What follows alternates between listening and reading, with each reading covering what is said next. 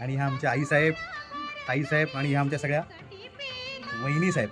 इकडे बघा वहिनी, मोदक बनवण्यामध्ये गुंग आहेत. हे बघा हे छोट्या वहिनी साहेब, हे आमच्या सौभाग्यवती. आणि बोला गणपती बाप्पा.